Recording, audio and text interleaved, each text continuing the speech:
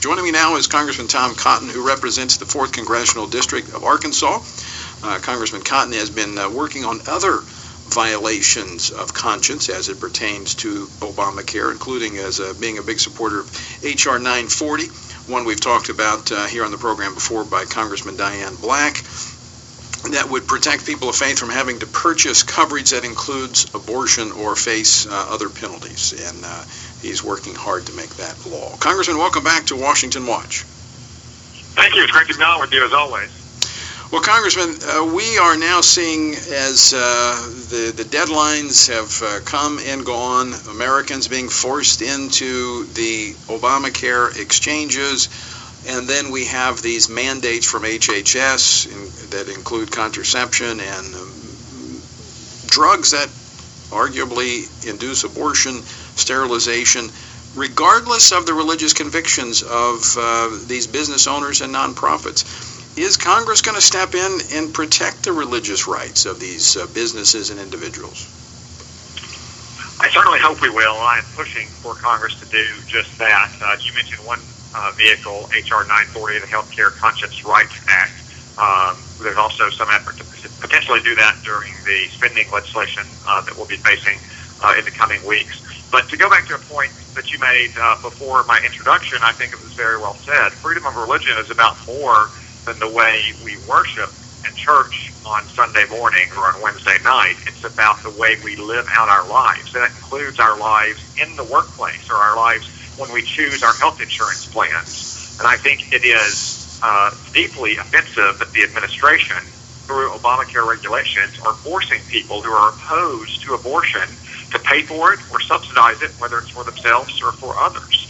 That, I think, deeply violates every American's freedom of conscience, even if you don't object to abortion. Because if they can violate your freedom of conscience on this matter, then it might be your freedom of conscience on another matter next. Right.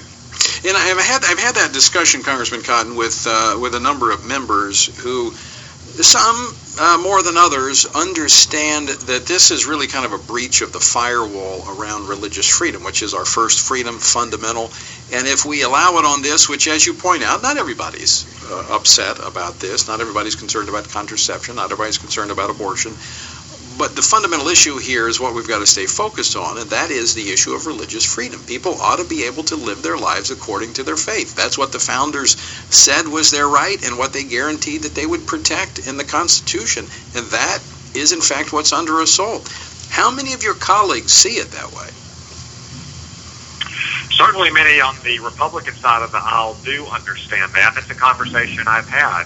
As you can imagine, some of my Catholic colleagues do object to the contraception mandates. That's not something that every non-Catholic objects to.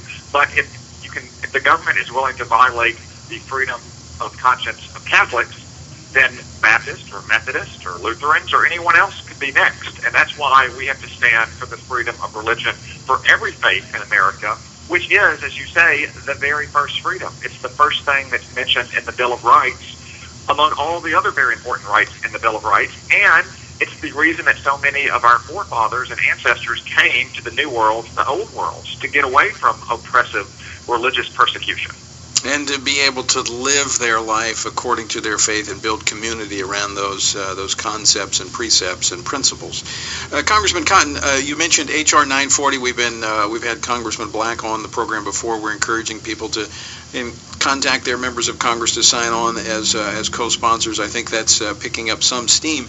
However, we know in this current environment, it's unlikely that a measure such as this that would pass the House, no doubt, once it comes to the House floor, will have difficulty if it even sees the light of day in the Senate. Therefore, as you said earlier, there are those working to attach something to one of the spending mechanism, the omnibus spending measure that's working its way through Congress right now.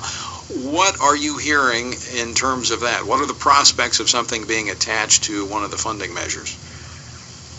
There certainly is a sizable number of congressmen, at least in the Republican caucus, who would like to add that kind of language to the spending legislation, since that is a piece of legislation that we all expect will pass in the coming weeks. And again, it wouldn't even necessarily be a policy to outright prohibit it forever, as opposed to just block it for the time while the court is considering this regulation. They set arguments earlier this week for March, so we know that we can expect a decision no later than, say, June, and maybe earlier than that. So surely we can all agree on something as fundamental as freedom of religion, that we shouldn't be implementing rules that are currently under deliberation at the Supreme Court and may very well be overturned within just 5 months. Because as you saw, for instance, on New Year's Eve, when you're a group like the Little Sisters of the Poor, even one day of infringement on your freedom of religion is unacceptable.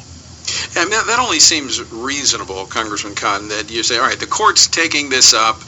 They've shown that they may actually they may overturn it. Who knows? We don't know what their decision will be, but there's a likelihood that could happen. So why would we yank these business owners and nonprofit organizations back and forth? Why not? We've suspended so many other aspects of this law. Why not suspend this one until the court rules? Sure, I agree, and that's the exact argument that many of us are making internally. We haven't seen the final legislative text of the spending legislation. We do expect that'll be released sometime later this week. It's unclear if that language will be included at it from the beginning. If not, I believe there will be some effort to add that language to the final legislation.